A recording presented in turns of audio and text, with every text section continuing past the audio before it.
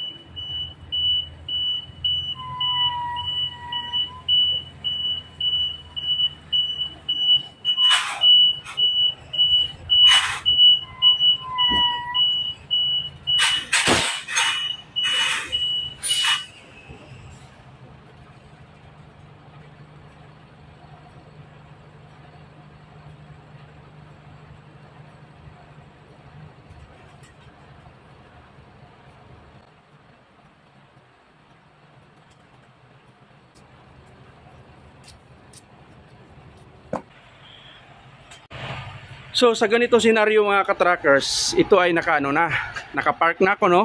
So sa amin dito, ang pinipinahan namin dito itong guhit para pantay doon sa gilid.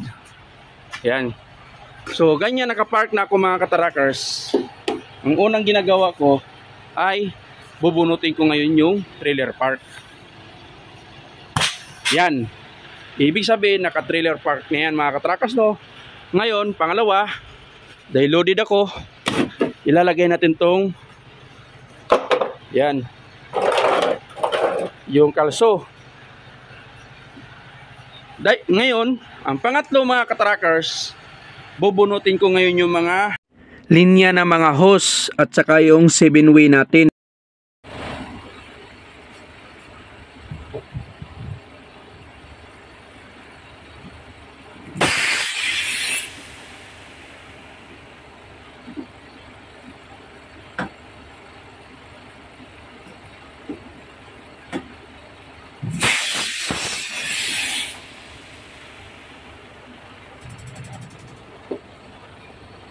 So bunot na yung mga linya ng hose mga ka-truckers. Ngayon ang gagawin natin, so ibababa ko na mga ka-truckers, pero hindi ko ito isasagad.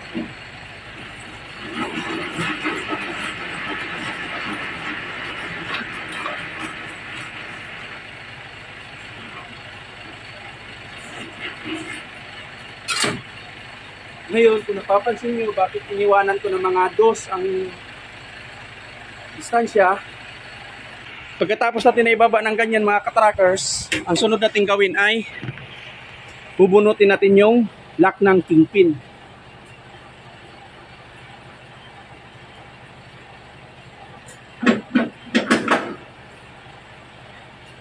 Kaya ko binubunot na mga katrackers kasi pag ibinaba natin yung airbag, may posibilidad na hihigpit ngayon yung lock. Hindi mo na mabunot. Pwede mo na mabunutin. Yun nga lang, iatras mo na naman ng sagad para mabunot mo siya. So dahil naka ano na rin naman yun, naka park brake na yung trailer, naka maxi din tayo, uubusin ngayon yung hangin. Uubusin natin.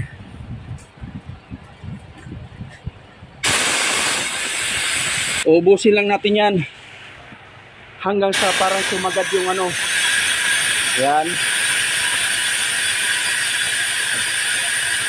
Kasi loaded to mga katrackers, no?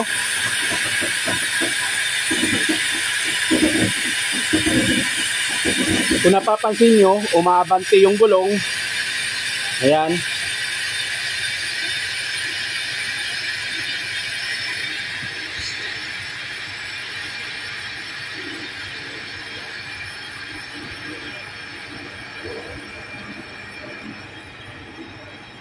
So ayan, ubos na mga katrackers. At hindi rin lumapat yung landing leg natin. So di ba? So hindi pa tayo tapos mga katrackers, sinishare ko lang sa inyo ang tamang procedure. Kaya umusad yun siya mga katrackers, umabante yung gulong kasi wala na yung hangin.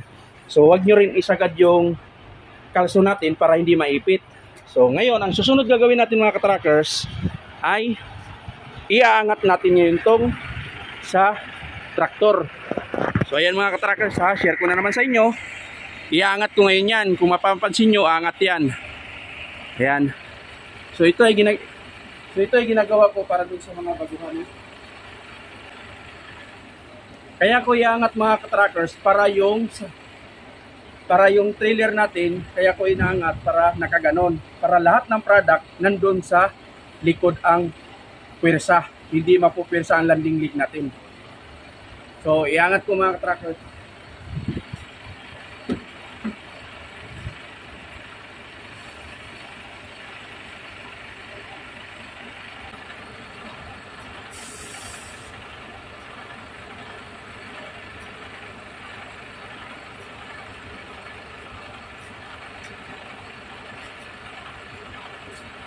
So, ngayon mga katrackers, nakaangat na. Ganyan na, nakaangat na. Ayan, nakaangat na yan. Huwag nating isagad mga katrackers kasi isang dangkal lang sagad yan. Iwanan po natin lagi ng kaunti para pag kung sino yung susundot mga katrackers, at least meron pa siyang chance na iangat niya pa ulit yung airbag. Para ano, bakit? Para hindi po mahirap iligpit yung landing leg kapag loaded, no? At least kahit pa paano, naiangat niya pa ng kaunti, umangat yung landing leg, malambot niya ng iligpit yung landing leg. So, tumaas na ulit yung landing leg natin mga katrackers, no? So, ito na yung chance mo mga katrackers. Huwag mo munang isagad kasi bakit? Aabante pa yan. Kung mapapansin nyo, i-release natin yung maxi brake ng truck natin.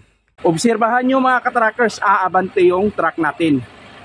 Kaya ko ginagawa ito mga katrackers para maiwasan natin yung pag-dislocate ng landing leg. Para pantay lahat. Kaya kung napapansin nyo, ayan, pantay lahat yan. So ayan, pantay yan, oh, pantay. Kahit yung doon, pantay din yan, lahat yan. So, i-release ko ngayon yung maxi mga katrackers.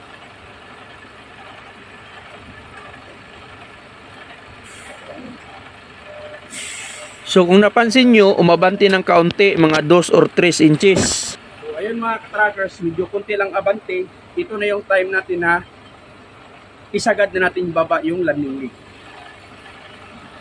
So, baba na natin ang todo.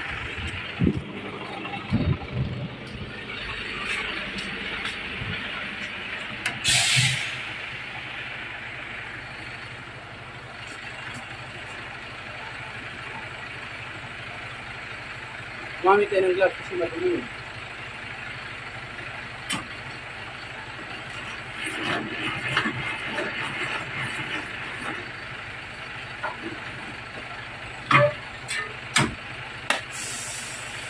Ngayon mga katrackers, nakasagad na yan.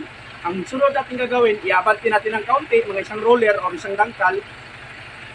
Pag nakatakbo ng isang dangkal, abante konti o isang roller, huminto po tayo. Ito ang gagawin natin para hindi tayo masabugan ng battery.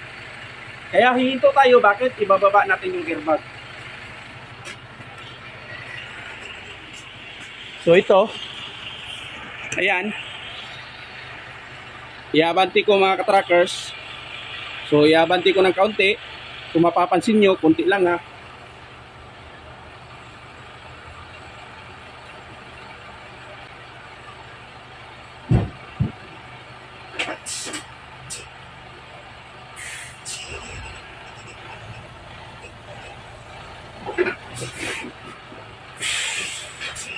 So habang bumababa ako ay pinindot ko na rin yung level ng airbag natin. So automatic nakalibil na yan, nakababa na yan.